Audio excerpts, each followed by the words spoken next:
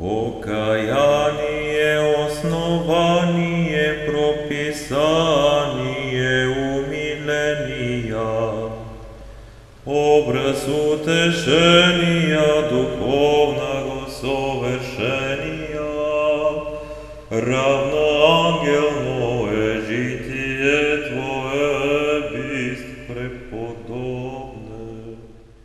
Здравейте, аз съм представител на православен сайт Пастир.bg. Каква е причината за да посетите на днешния ден Светата обител?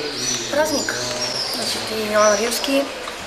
Иначе ходихме и на Паничите горе, има същата черква, където и там правят курбан правят за здраве на този празник, да се помолим за здраве на малката, на баба и за всички българи. Идваме така всяка година да се помолим. А как се казват и откъде идвате? Дупница. Вероника. Добре, благодаря много. Моля. Съм Петя Петкова, живеща във Варна. Преди близо 10 дни дойдох от това поклонническо пътуване, което тръгна от София, но аз се включих на третия ден вечерта от село Белчин. И за мен беше невероятно преживяване да достигна до тая обител, да вляза, да срещна погледа на светеца, да допра с устни нетленните му мощи и при появилата се възможност отново да дойда, просто колебанието изчезна. И съм безкрайно щастлива, че успях да присъствам на бдението, на сутрешната литургия и на цялата радост, която усещам от празника, от видяното, от чутото. Слава Богу за предоставената възможност. Монах Павел Рилска света обител. Свети Иван си живял горе, където не гроба от другата страна. Когато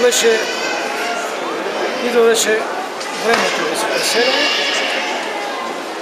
при Господа и се сънувам там един пратката, да го погребат.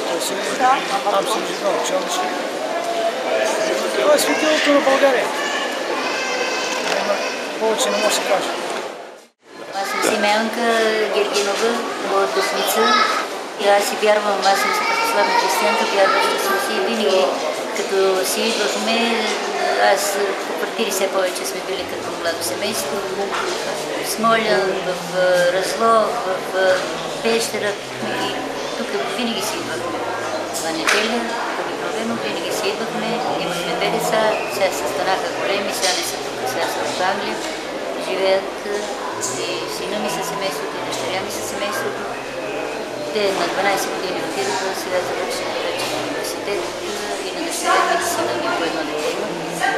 И слава на Бога, и те са си вярващи, и децата ми, а и внуците. Като дойдат, даже миналата година на празника беше на пак на Свети Иван Рилски.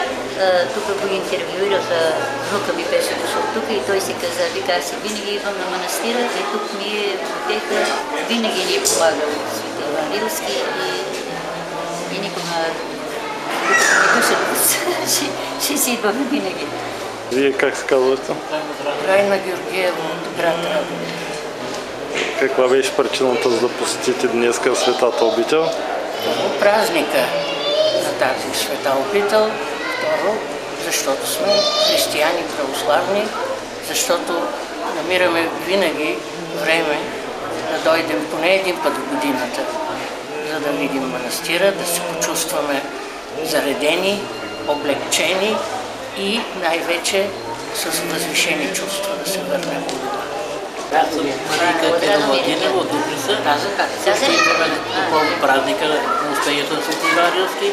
Винаги си идваме всяка година и моята дъщеря малката беше много години в депресия и от тук видя много помощ. Горе от скалата, където Свети Иван Рилски се молил. И Просто си оздравей. Тя беше толкова до така степен слаба страна. Оздравей само от Свети Иван с помощта. Това е. Хареса ли ви днескашното богослужение? Много. Направо сме възхитени от нещо от службата. Патриарха видяхме, много сме доволни от всичко. Много красиво беше всичко. Аз се казвам Елена Пюльман от Германия. Тук сме дошли на гости в България. Искам да покажа на децата Рилския манастир. Понеже все пак и те са наполовина българи, трябва да знаят за историята на България и въобще да се учат от нашата история. Вашите впечатления какви са от Светата обитель? Много красиво, да, не сме очаквали, че так толкова красиво ще бъде. Сега все пак Германия там не се вижда чак толкова такива манастири. Много сме чудени, да. Как се казваш? Аз се казвам Хаген. Аз се казвам Мария. Да, България много хубава. Да, и всичко искаме да видим. Мога да разберем малко за историята, защото и нашата баба и дядо много знаят, много ни разказват, не искаме само да кажем судим там и нищо да не знаем, искаме ние също да разберем нещо. Така, да го видим, ние сами да го чувстваме, така да Да го почувствате.